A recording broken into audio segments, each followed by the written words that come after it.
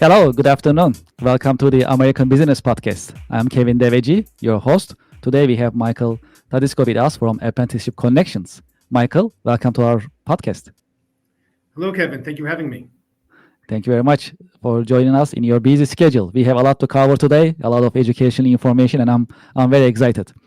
Let's start with introductions, if that's okay. Would you please introduce yourself to our audience and our followers, yourself and your company, please? Sure. My name is Michael Todisco. I'm CEO of Apprenticeship Connections. Apprenticeship Connections is a consulting firm, an apprenticeship intermediary firm. Like lawyers, accountants, financial advisors, we are an expert in our area, and our area happens to be workforce development, specifically geared towards Department of Labor registered apprenticeship programs. I know we're going to go into more detail what that means, but we handle all the heavy lifting. We streamline the entire process. We like to make it as stress-free as possible and to ensure long-term success. Absolutely, that's very exciting. And we had a previous guest. We talked about manufacturing, American manufacturing in general, and how important it is for U.S. economy. So I'm glad that we are covering today apprenticeship programs, and very helpful for manufacturing industry. Could not agree more with you. And I love talking about apprenticeship programs, so I'm very excited. Absolutely. You have a ton of knowledge. So I'm very excited for this podcast. Well, also for our audience, would you please tell us, how did you choose your career? Sure. Not to spend too much time onto it, but listen, born and raised on Long Island, Generation Xer, right? So as we know, back in the 90s, to be successful, you had to go to college, right? So I went to college. First in my family to get a degree in marketing.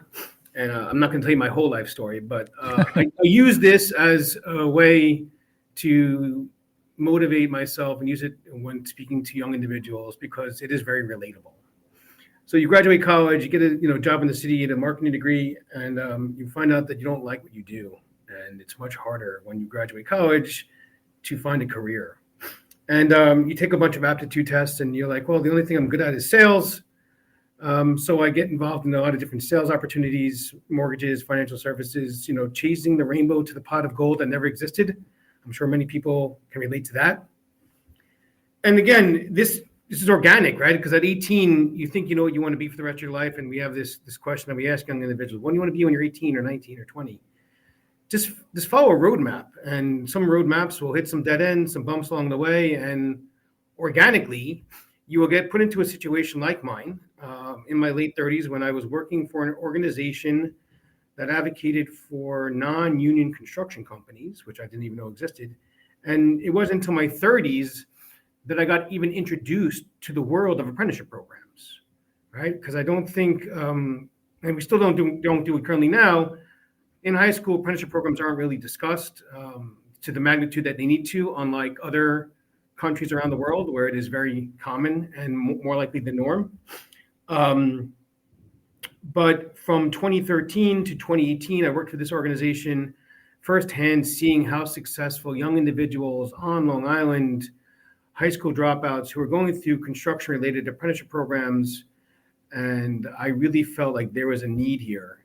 And after those 5 years ended, and I was like, listen, this is something that definitely more people need to know about, and no one is discussing. So I took it upon myself in 2019 to start this consulting company, to do just that, to get out there, spread the word, spread the message to all industries that are really looking to understand that there is an alternative way to grow your workforce, both from the employer's perspective as well as to the young individual. Because young individuals now coming to the workforce need to know that the college route, which is still acceptable, is not the only route, so to speak. Absolutely.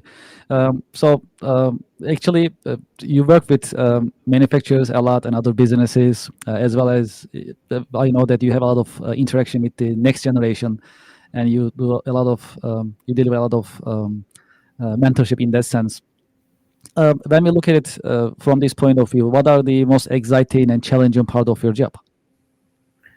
Oh man, I think the most exciting part is truly getting the actual chance to educate businesses and showing them that how apprenticeship programs are a successful tool in growing their workforce.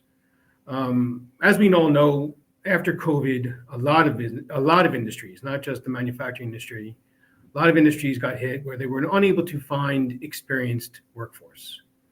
That used to be this very simple case pre-COVID. If you have experience, you bring them in, you interview them, they always have an understanding. But when they did not have that option anymore after COVID, a lot of young individuals either weren't in the industry, those that were experienced either left or were taken from other companies. Yes. Now we have the chance to really change the landscape. And that's the exciting part, is I get to make a difference in people's lives, both on the employer side and the individual side. And taking in a young individual straight out of high school that couldn't afford college, didn't want to go to college, putting them to a actual career-based model where they're going to learn a career and a skill, and giving that opportunity to be put into a program that not just a couple months like an internship, but an actual apprenticeship program that's years long with a guaranteed wage increase. That's exciting. A 42-year-old woman who was a stay-at-home mom who wanted to get back into the workforce, getting her connected with a company to do a junior accountant apprenticeship program. And now she gets to learn a new skill later on in her life. That's exciting. Like, it's making a difference. Creating new career paths. I mean, my job is just so exciting because every single day is something new. I mean, as many entrepreneurs know, but that's such a early onset of the industry. I'm making changes on all different aspects and all different levels. On the flip side of that, when you say challenges, it is slightly difficult to get in front of businesses and truly change their misconceptions of what they think they know. And obviously, since it is related to a government program or government agency, there's always like, well, it's the Department of Labor. Well, it's my job to give them peace of mind and knowing that, listen, this is why I'm here. I'm here to advocate on your behalf. Nothing is going to be done, no issues, no problems. There is red tape. I mean, it's a government program, so there is some hoops that you have to jump through. But that is my goal, is to give them that peace of mind and knowing that this is what me and my team do, and to facilitate an easy process. But besides for that, I mean, it's a stigma. Also, the other thing, obviously, college, apprenticeship, yes, college is available for many individuals in the United States, and it should be. But as we both know, college costs have extremely increased since the late 90s, right? I think when I went to college compared to now, I think it's almost like tripled the fee per year. And it's making it harder and harder for young individuals to even go to college. So, they also, on an individual level, going to high schools and letting them know, hey, there's an alternative. I'm not saying I don't want you to go to college. I'm just saying, listen, there's an alternative available to you where you could actually pursue a career path early on, figure out what you want to do. Hey, this is something I'm interested in. Get hired by an employer, get paid to work, and have the employer pay for your education. So it's really a win-win. But like I said, when I talk to you about it, it's common sense. But it's getting the opportunity to actually sit down and having people open-minded to the conversation is definitely a challenge. Mm-hmm. Yeah, let's dive deeper in this, if that's okay. So, how companies and individuals can get in touch with you? How can they benefit from the apprenticeship programs to get it started? Right. So, I think, like I said, I know we have limited time, but I won't go too much into it. I think right off the bat, the misconception, everyone's heard of an internship, and internships are great. I don't want people not to sit here and say, oh, he's anti-internship. I'm not anti-internship. Just that if you asked 10 or 11 different people what an internship is, you get a lot of different answers. It's paid, it's not paid, it's 3 weeks, it's 6 weeks, it's filing, data entry. It definitely does serve the purpose of taking an individual and exposing them to the work environment, which is crucial. Mm-hmm. Young individuals need to know what it means to work an 8-hour day, dress professional, act professional in that manner, so it still serves a purpose. An apprenticeship program. An apprenticeship program is a customized by the employer training program that encompasses both on-the-job training as well as classroom education. So they're a full-time employee, part-time student, taking classes either online, at vocational school, and now, thanks to the New York State, you could have that apprentice go to community college, SUNY community colleges, and take certain courses, and getting them credentials or certifications. You and I both know the work environment right now, it's not so much the degree, it's the certifications in that industry that are more important to the employer, right? As you know, I'm in IT, NetPlus, CompTIA, right? These are certifications that an employer is looking for, not which college you graduated from, but if you have those degrees, that is going to help that individual get into that position. So the apprenticeship program model takes an individual and says, okay, every day you come in, I'm going to expose you to different tests, different responsibilities into that career path. Like I said before, there's I said before with your junior accountant, manufacturing, as we all know, construction is, still the thought of apprenticeship program model, electrician, plumber, carpenter. There's 60 different apprenticeship programs in that. But nursing, teacher assistant, fitness instructor, and these are programs that I'm currently doing on Long Island. So it isn't just like, oh, this isn't for me. Every single employer that's listening to this podcast has a career within their business model that they want to be able to teach someone. And now there's a structured way of doing so by following this roadmap or model of training. It's a training program. And you get to choose which classes they are taking at the SUNY school institution because, if you want to take blueprint reading, welding, first aid CPR, finances, whatever the case may be, it's stuff that they're going to come back and use on the job, making it relatable. And it's definitely a much easier task. Let's use that junior accountant program. Kevin, I can't believe I'm saying this. Back in my day, right? Yes. Being an accountant, you had to go for 4 years of schooling, then get your master's, and then get a job. So that's like 8 years and who knows how much money in education to find out what happens if you find out you don't like being an accountant. Mm-hmm. You're kind of stuck after spending 8 years of education, all that money, like you can't really feel like you can make a change.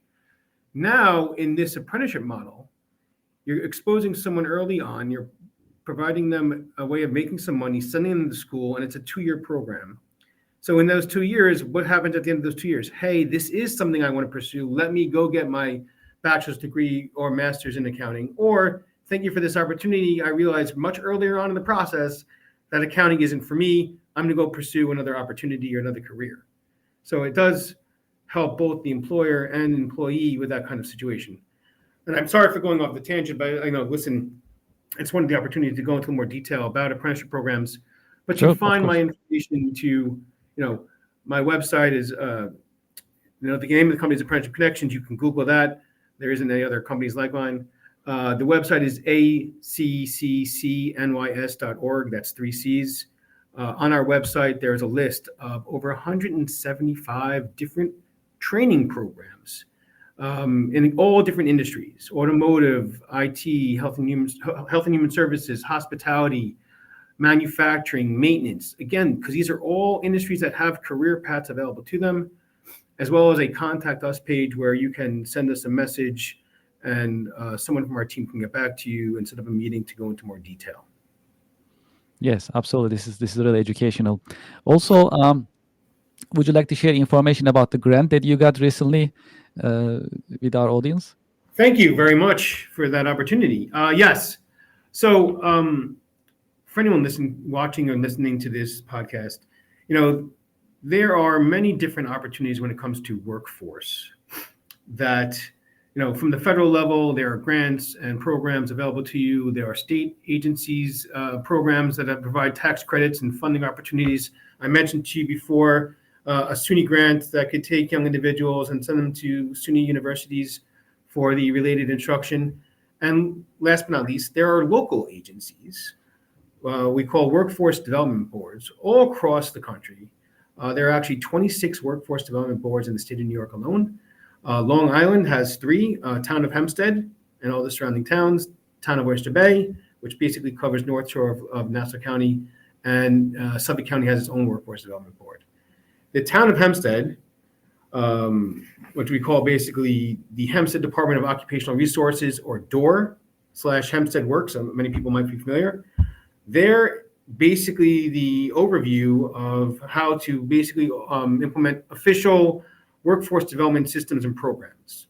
And they had a grant, a federally funded grant, to focus on workforce development. And they awarded my company, or our company, Apprenticeship Connections, with the opportunity to basically support and dedicate and help 10 Long Island-based manufacturing companies start their own apprenticeship program.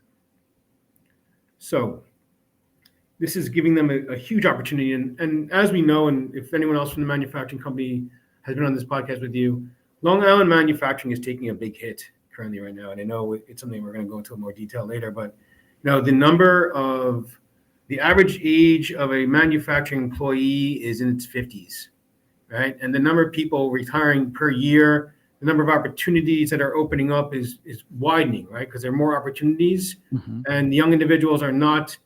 Again, in high schools, no one is talking about apprenticeship programs. And since no one is talking about it, these young individuals graduating high school don't even know they exist.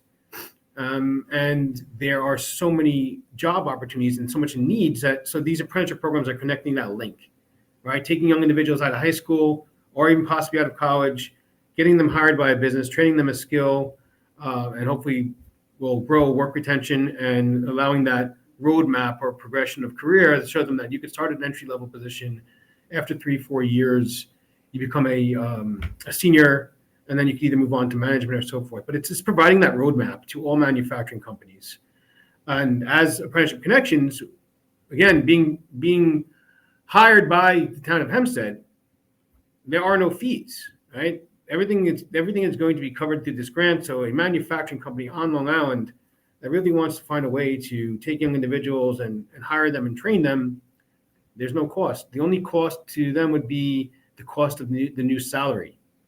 That's if they hired a new individual. What's great about apprenticeship programs also, and I'm sorry to go off on a little tangent here, is that you could also use incumbent workers.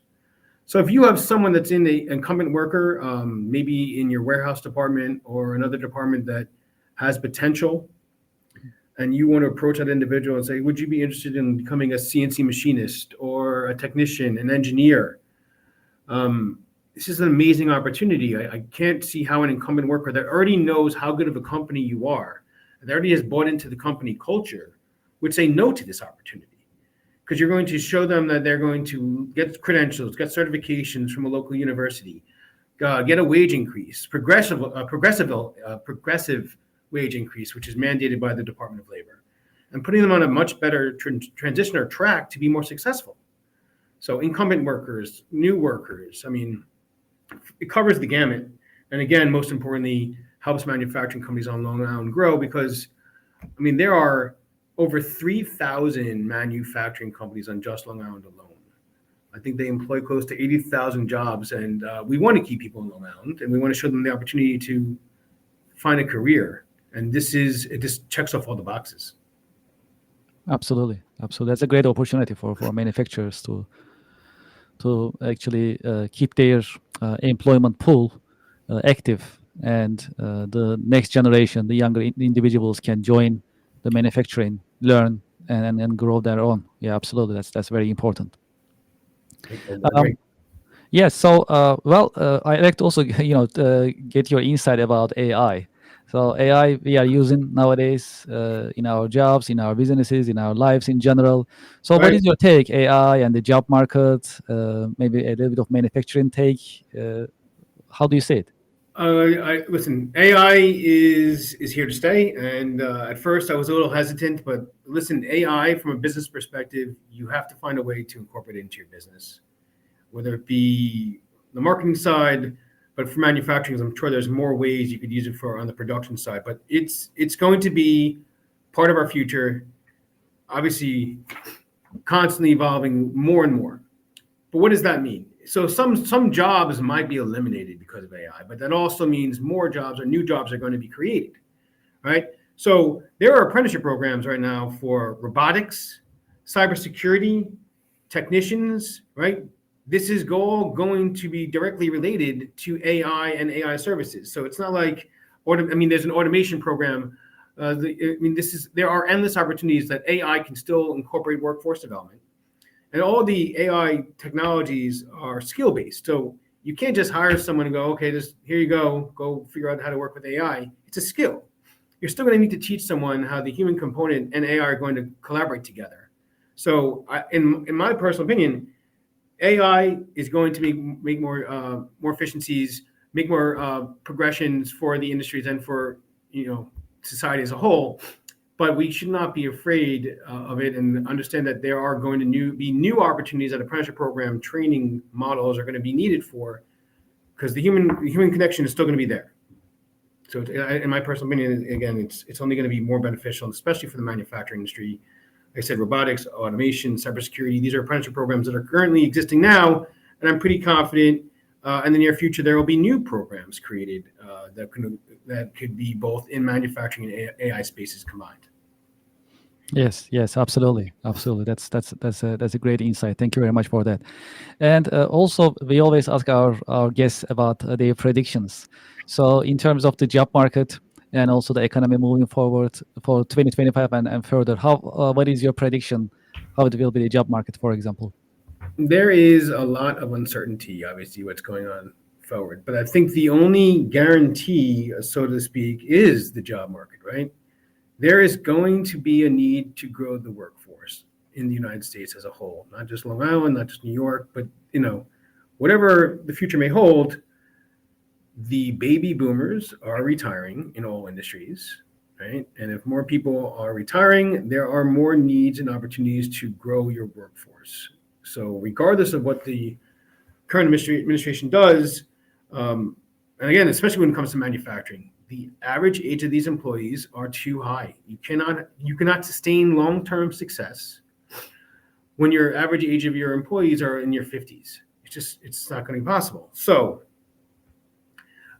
there's going to be a need for workforce on that side. And then again, have no power. I wish I did, but colleges are going to continue increasing their fees and costs to attend their universities. And with that being the case, apprenticeship programs have to always be the alternative and say, listen, I can't afford college, but I still want to learn a career. So in my world of apprenticeship programs, whatever the future may hold, I'm confident in saying with a certainty that there is still going to always be a need to grow your workforce. There's going to be need to have apprenticeship programs in all industries.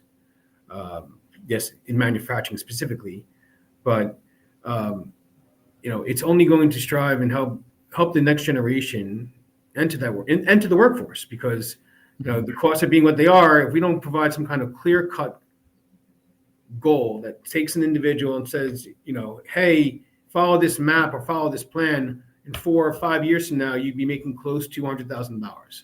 They want to see that, right? After we knock down their misconception that when they graduate college, they're going to make $100,000 a year, after we get that out of their head and say, you're not going to make $100,000 the first year out of college, but follow this map, follow this plan.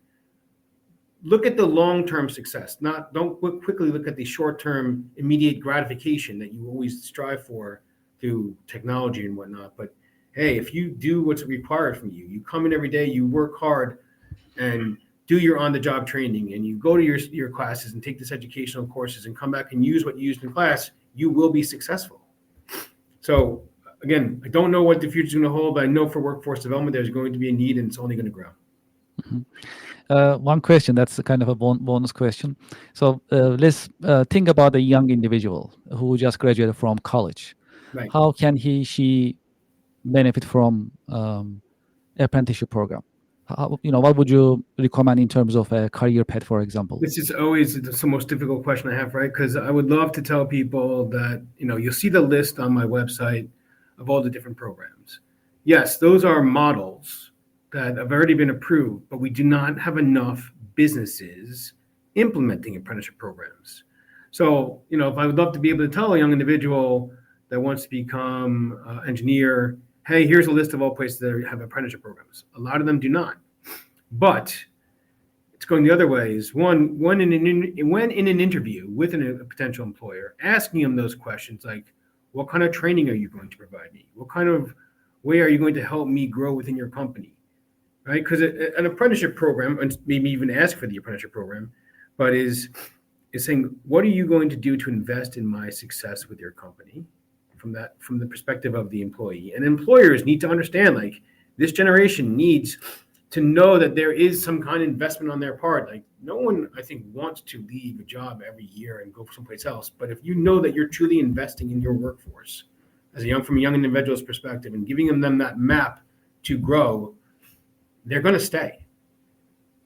And I mean, it's all different types of industries. I think for young individuals, most importantly, know that, to answer your question back to what I should tell them is, okay, you're a college kid, you're 21 years old, don't put so much pressure on yourself that you have to have this answer that you know what you want to be for the rest of your life at 21. But you should pursue a career that you have interest in, that you find passionate, and make sure that the employer has these steps in place for you to succeed.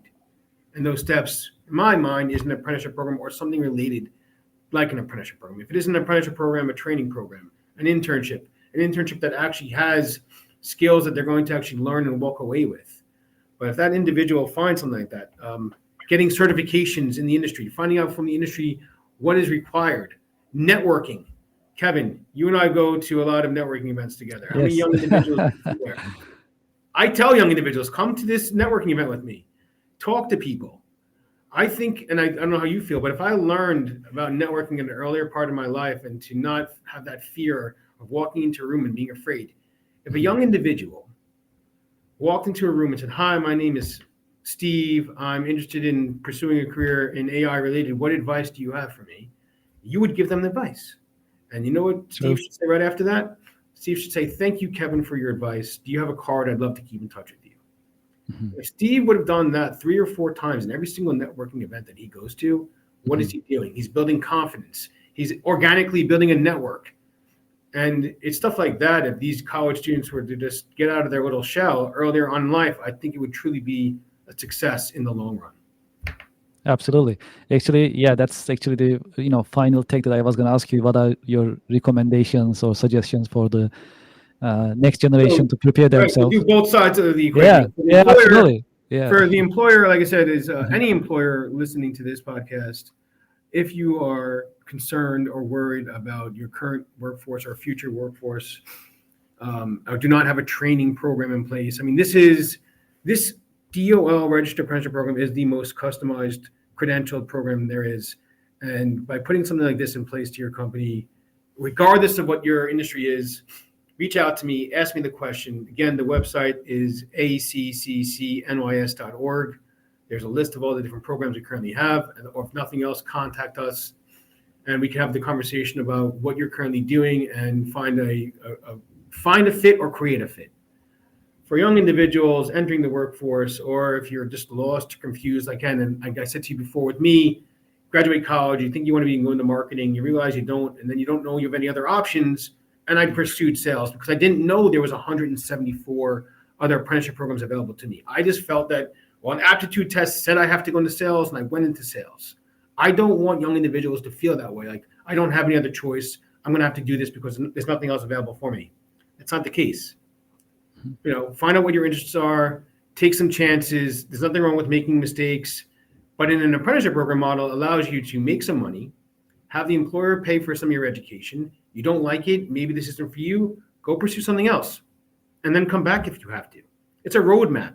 Everyone has a different roadmap. There are dead ends, there's bumps along the way. Just keep moving forward, and eventually, and hopefully, you'll find something that you're really passionate about, like I did, and I didn't find out about it until my 30s. Yes, yeah, that's a great insight. Great insight, absolutely. Michael, it's hard to say. It's hard to believe. Actually, it's already it's been 30 minutes. So time flies. Too much other stuff I wanted to talk about, but as you know, this is what happens.